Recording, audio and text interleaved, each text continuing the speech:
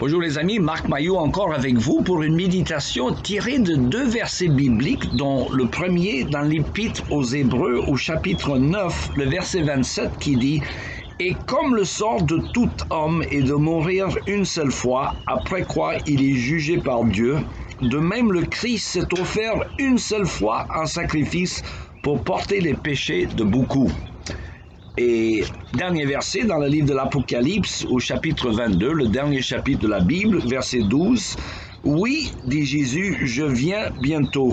J'apporte avec moi mes récompenses pour rendre à chacun selon ce qu'il aura fait. » Fin de la lecture biblique.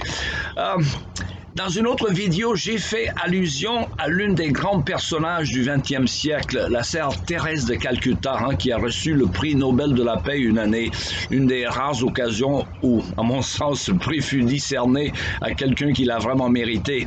Alors, souvenez-vous de sœur Thérèse, elle est morte en 1998, à peu près au même temps que la princesse Diane, l'épouse du prince Charles. Et à l'époque, on avait contrasté les vies de ces deux personnages, dont l'une était jeune et belle et riche, et qui est morte tragiquement dans un accident de voiture, et l'autre est morte de cause naturelle après avoir consacré toute sa vie aux soins des misérables masses dans les rues de Calcutta en Inde. J'ai eu l'occasion de visiter Calcutta dans ma jeunesse. C'est une énorme ville avec des millions de gens qui vivotent dans une misère épouvantable et dont beaucoup survivent dans la rue où ils sont nés.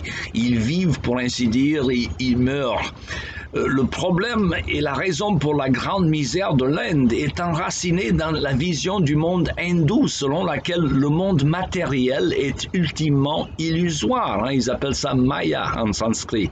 Et donc il ne faut pas s'en occuper, sinon vous allez faire du mauvais karma qui détermine ce que vous serez dans votre prochaine réincarnation. Tout est basé sur cette croyance païenne qui est contredite par la Bible, dans le verset que nous avons lu tout à l'heure.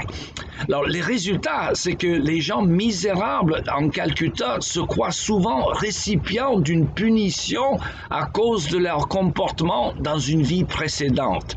Alors, en pire, s'ils essaient d'améliorer leurs conditions, ils risquent de produire encore du mauvais karma qui est renaître encore plus bas sur l'échelle dans une prochaine vie, d'où le fatalisme de leur sort. Et par contre, on croit dans l'hindouisme que si les riches sont ainsi, tout en exploitant les pauvres, c'est qu'ils l'ont mérité. Alors c'est épouvantable, avouez que c'est très commode sur le plan politique, et d'ailleurs même les marxistes sont frustrés dans ce contexte. Mais la sœur Teresa était chrétienne. Elle ne croyait pas à cette superstition hindoue, ni au marxisme.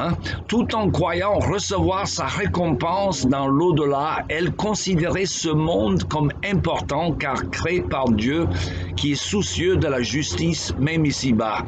Elle voyait donc chaque être humain comme une créature créée à l'image de Dieu et douée d'une dignité et méritant du respect.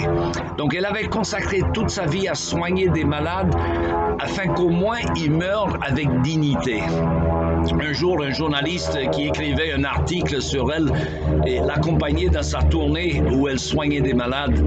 Et la voyant accroupie en train de nettoyer avec amour la plaie purulente d'un lépreux puant et dégoûtant, le journaliste était émerveillé de son amour et lui disait « Madame, je ne ferai pas cela même pour $1 million. » Et sur quoi la sœur Thérèse levait la tête et lui répondait « Et moi non plus ». Donc, elle ne travaillait pas pour une récompense terrestre. D'ailleurs, il paraît que le pape, je pense que c'était Paul VI, lui avait offert une voiture de luxe pour ses déplacements et qu'elle a vendu aussitôt pour acheter de la nourriture pour ses pauvres. Alors, dans l'Évangile, le Seigneur nous dit que celui qui offre ne serait-ce qu'un verre d'eau au moindre de ses enfants ne perdrait pas sa récompense dans le ciel. Et je pense que nous pouvons être sûrs que la sœur Teresa, sauvée par la grâce, par sa foi au Seigneur Jésus-Christ, est désormais bien récompensée pour toutes ses peines qu'elle fait en donnant des soins aux malheureux de ce monde. Et nous devons imiter les gens comme cela. Selon le dernier verset que nous avons lu tout à l'heure dans le livre de l'Apocalypse, le Seigneur rendra à chacun selon ce qu'il aura fait.